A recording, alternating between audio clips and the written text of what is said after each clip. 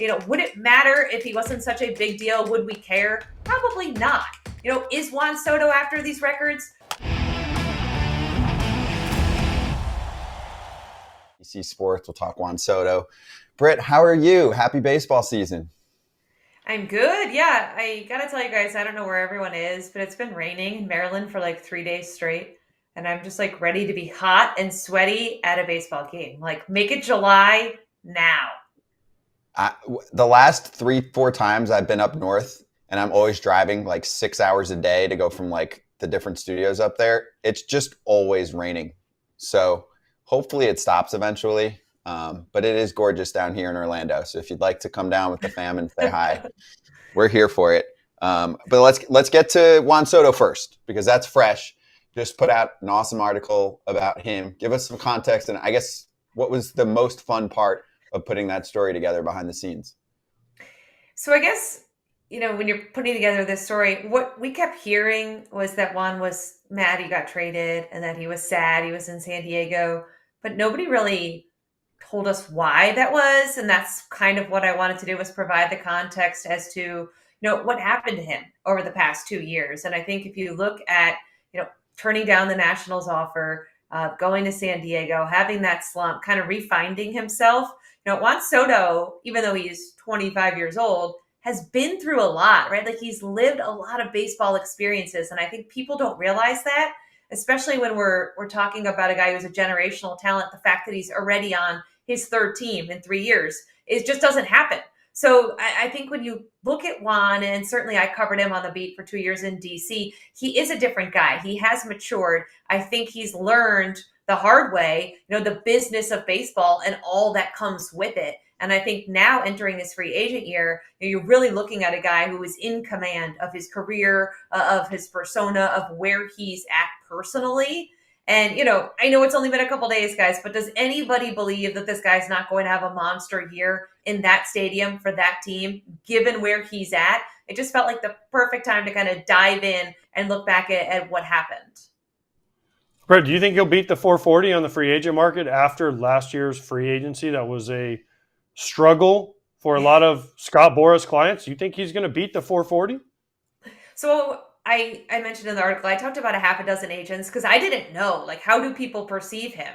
And all but one said yes. And the one who said no, interestingly enough, said, it kind of reminds me of a Miguel Cabrera situation where, he could age poorly. We know defensively he has shown some improvement, but you're paying the guy for his bat. And there is some danger in that. And this guy mentioned, Miguel Cabrera's deal in Detroit and how that really didn't age well because Cabrera didn't age well. So I think there is some hesitation. But when you look at a guy like that, if his OPS starts with 1, how do you not pay him something over 440? How do you not pay him $500 million? Because he's not 30 years old, right? He's 25. He's going to be 26 in October. I think the age and the skill set, you feel comfortable going for a 10-year deal. Does he get a 15-year deal like what the Nationals wanted to offer him 2 years ago? I don't know if a team wants to go that far. You're talking about a 40-year-old Juan Soto. But in terms of AAV, which is what he's really after, can he beat Ohtani, which is valued at $43 million present day when you include some of the deferrals? I think he can. He's making 31 as a guy who's still under team control. So I think he's after records. I think he's going to get some records. Is it going to be, a record value overall? Maybe not, but there's still going to be something, I think, to hang your hat on. You said he wants the record, like he wants the AAV record. Is that Juan Soto wanting the record, or is he more focused on, whatever Scott tells him he wants? That's the tricky thing, right? And I wrote about it, and it's so nuanced. I wrote about it, as delicately as possible, but they are very close. And I talked to Scott Boras yesterday, and he said, listen, I am his lawyer. I give him the information. He's an independent thinker, and he thinks for himself.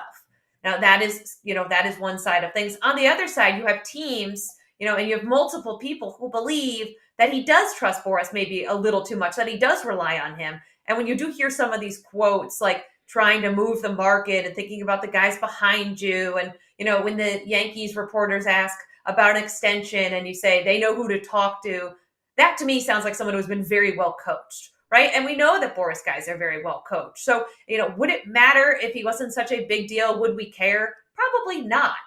Is Juan Soto after these records? I don't know. I think that it's really hard to say where this is coming from and who believes this. I do think they're a very united front. I do think they're very close. Scott Boras told me yesterday he's probably had 50 conversations about Juan Soto's future with Juan. So, I think this is just a case where they together have decided we're going to go to free agency. We're going to get us the most money that we can. And we know that Boras likes to chase that. And it seems like Juan is on board as well. Britt, is there any concern with Juan Soto? And again, I don't know if this is true or not, about what happened in San Diego. Do you know what happened in San Diego? Because everything you hear was something didn't work, whether he didn't fit in, whether he didn't fit in with the rest of his teammates. Is there any concern? Now, listen, it's early in New York. Obviously, when you play defense, throw guys out of the plate, hit homers, get hits, everyone's like, Juan Soto's the greatest. But in San Diego, he didn't fit. Is there any concern heading into his free agency that there's more to the story than we know? It's a good question, and it's something I tried to explore as best as I could in that story, because I agree with you. I mean, I remember going to Arizona last spring, being in the Padres clubhouse, and going up to Juan Soto and talking to him for a few minutes. And again, I covered him on the beat. And I remember walking away thinking, this is not the same guy. This is not the same guy I covered. And I think part of that is he was so upset by what happened with the Nationals. He was so jaded that when he got to San Diego, he had a hard time trusting people. He really felt hurt. He felt betrayed. And he goes to this team where we know there were clubhouse issues. We know there were leadership issues. So I think he right away was just distrusting of a new organization. And as I wrote, he really struggled to assimilate himself right away. I think he was in a bad place mentally. The team was in a place where there was a lot of different opinions. As The Athletic wrote, there was a lot going on between Bob Melvin and AJ Preller, and that kind of trickled all down. And I do think that him not hitting well, that first half season he was there, just compounded matters. So, I made sure to note in this that I had multiple people tell me, listen, this guy cared more about winning than arguably anybody on that Padres team. Like, he was upset when they lost. I want that to be clear. He is a great teammate in the dugout. He has energy. It doesn't matter if he's struggling or not. You can't tell. But he is a guy who has trust issues. He is a guy that if you have someone there that he trusts and he believes in, he's all in. And I think New York doesn't have to worry about that, guys, because they have Pat Rossler, who has had Soto before when Soto has had success, who has worked with Kevin Long, who, as I mentioned in that story, is a very close friend of Juan Soto. He was his only hitting coach for years and years. So I think a lot of the trouble in San Diego, the things that plagued him, aren't going to be as much of an issue in New York. He knows he's not getting traded. He knows this is not something that's out of his control anymore, right? The Yankees aren't going to just fold the cards in July and say, well, Juan, it's been fun, but go somewhere else for 2 months. He knows he's in control of his destiny, and I think that brings a little more peace, and that has made it a lot easier to assimilate to another new group. Is it fair to forget? Most people forget that Juan Soto, he's a World Series champion. Like, you talk about how young he is, he's a World Series champion. Can he lean on that in some of these experiences too?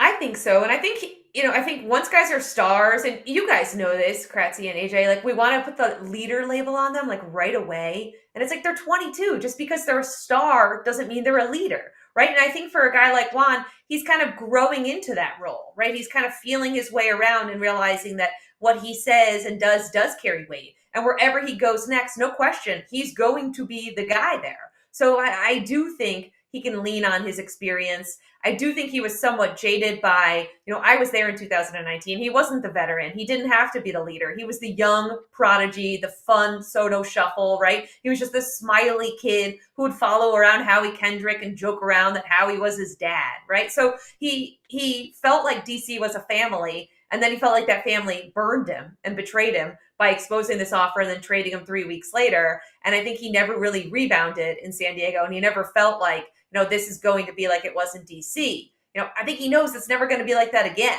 Once guys get traded for the first time, and again, you guys can speak to this, you kind of realize this is a game, but this is a business, right? And feelings often don't matter. Feelings really aren't something that GMs and front offices should be concerned with. So I think for a guy like Soto, he has so much baseball experience now, winning, losing, going through slumps, having things out in the media that he doesn't necessarily want out in the media, that he does kind of finally have that cachet to talk to guys in New York, to say, hey, listen, this is how I did it, to kind of become that leader that I think maybe he wanted to be in San Diego. He maybe wanted to be the star because he had been the star in DC when they traded away all of the team. I think he kind of really struggled to find his footing. He really didn't know where he fit in that clubhouse. And it got better. It certainly got better last year. He had a better year. But the team underperformed so badly that, all of these little cracks are going to be exposed. There are trust issues in Baltimore too, Britt. We haven't had you on since the sale was official. David Rubenstein taking over. How has it been there? Are people in euphoria since the team's so good too? Yeah, let me check. No missed calls from you guys. So I guess you guys weren't. No one cared what I had to say about that. Are you kidding me? Yes. I figured AJ would have me on just so he could make fun of me the entire time for being an Orioles fan. No, I think. Whoa! First of all, I was in Orioles camp. Didn't I see you there? No, you saw Hannah Kaiser. Oh, wait, no, that was Hannah Kaiser. That's right. Yeah. My bad. We are friends. Right. I do love Hannah. But thanks for thinking we're all the same. Hannah has pink hair. I was in Nats camp. I get how that would be. I was in Nats camp too. Didn't I see you in Nats camp? You didn't. Wait, that wasn't you either. Thanks for calling me out. I did not go to Nats camp this year. Thank you. I was busy working on this. No, to answer the original question, it's been, I think people are in shock. The bar is so low. People keep asking me well, is Rubenstein going to be better? The bar is so low when you think about what was going on here with the Angelos family, the payroll that got slashed, the brothers suing each other, just a lot of the drama that all Rubenstein and the rest of his group have to do is invest a little bit in this team. It's just get them out of the bottom of the payroll, right? It's just lock up one guy. The bar is so low that yes, they're going to be better. People are in actual disbelief. People have been dealing with the Angelos family for 30 years, and it feels like a new day. And I was there at the home opener, and, it just felt like this is a team that's going places and going somewhere. And I know, there are legitimate World Series expectations on the Orioles, and there were even before the ownership changed. But I think for the first time now, if you're an Orioles fan, you truly believe if this team's in it in July, that Mike Elias is going to be able to do whatever he wants. I had a high-ranking official say to me, I'm just glad that Mike Elias finally has a real owner. And that should be scary for the rest of baseball, right? Mike Elias has done this and created this with virtually no support in terms of payroll on the big league side. And yes, they were in a rebuild for a little while, but now you think about this and you think about a new ownership group wanting to make a splash, wanting to prove that, they are in it, that this matters to the community because David Rubenstein is from here and he went to Baltimore public schools and they're going to make a move. If it's close that they're going to push their chips in. And I think that's a really exciting thing to know, that this ownership group is going to want to try to win. And that wasn't always the case before. So fans, I think, still can't get over it. It's really easy to win over a fan base. The ownership group went into a bar, bought a few rounds, and if people didn't already like them, they've now skyrocketed in terms of popularity, right? Free beer, everybody is in. Britt, next time the Orioles sell, you'll be our first call, okay? The next time the Orioles sell their team, or the Nats. How about that? The Nats, because they've been talking about selling for years. They haven't done anything. Or even better, when the Masson dispute is ended, we'll have you on right away. Okay, just to make you, which is never going to happen either. But the real question is, who are they going to lock up first? Which one of their young stars? Adley, right? Yeah, that's the only bet. Jackson Holiday, Cedric Mullins is older. Hey, Austin Hayes. There's a whole bunch of them that are older too. So which one of these guys, you said only take one, which one is their golden child and they're going to be we're picking you to lock up? I think it has to be Adley because when you look at it, Gunnar Henderson is a Scott Boras client. They usually don't sign those pre-ARB deals. Jackson Holiday is another name I've seen thrown around. That guy's got generational money between his signing bonus and his family. He doesn't need the security. When you go after these guys, you look at who needs the security, who wants to not bet on themselves, to not place that gamble. I think Adley Rutschman makes the most sense in terms of would he be open to it, right? He's a catcher. He's a little bit older than some of these guys. He's certainly a cornerstone. They have not been swept in a series since Adley Rutschman came up, which is wild to think about. But to me, he's the guy that you target. Maybe you get some of these other younger position players eventually if they show, a little bit more Colton Cowser, Heston Kjerstad. But to me, Adley Rutschman is the guy that you say, he's staying forever. He's going to be our catcher of the future. He's the cornerstone of this organization. We're going to lock him up. I don't think you have too much of a chance with those other guys. Maybe if you look on the pitching side, Grayson Rodriguez would be the guy that you would try to lock up as well. But I think that, unfortunately, this young core that we talk about so much is going to be nearly impossible to keep together, whether ownership wants to or not. Well, we know you're an Orioles fan because you forgot that the Rangers swept that ass in the playoffs. So regular season, Kratz. Regular there season. was that. I know, and I bet on it in the playoffs, and I lost badly too. So I was hanging on Adley Rutschman to keep his streak alive. Is Baltimore, have they recovered from the Jackson Holiday going down to AAA, or did they not recover until Jordan Westberg, essentially the person playing his position, hit a 2-run walk-off homer the other night? I think they're still not recovered. I honestly don't think I think people are upset because they want to see him up here, whether it was the right decision or the wrong decision. Like, we can debate all day. I do think Mike Elias and his group deserves kind of the benefit of the doubt here, especially because the rules have changed. Like, they're not keeping him down because it behooves them and they get an extra arb here anymore, right? That doesn't count. It actually would help them if he came up and he won Rookie of the Year like they had with Gunnar Henderson and you got another draft pick. So I do think there's a faction of the fan base upset. But if the team is winning and they have this problem that teams would kill to have, they have too many young impact position players. I continue to believe that they're going to have to make some kind of trade, probably to bring back pitching, because they just can't possibly have all these guys come up at the big league level. So I think people are upset. I don't think they should be upset. I think we're going to see Jackson Holiday probably before June 1st. You know, he's a guy that's going down to AAA. He's going to continue to do ridiculous things. He belongs in the big leagues. If he was with any other team, he might be in the big leagues. But for the Orioles, you have to look at it as, how can we keep all these young guys? How can we keep our roster as intact as possible? They felt like they were rushing him. The guy's had almost no minor league time. If you look at it, it is almost unprecedented how fast he's gone through the system. Their thinking was, hey, let's pump the brakes. Let's give him a month or two to get settled, to feel good about himself, and then let's call him up.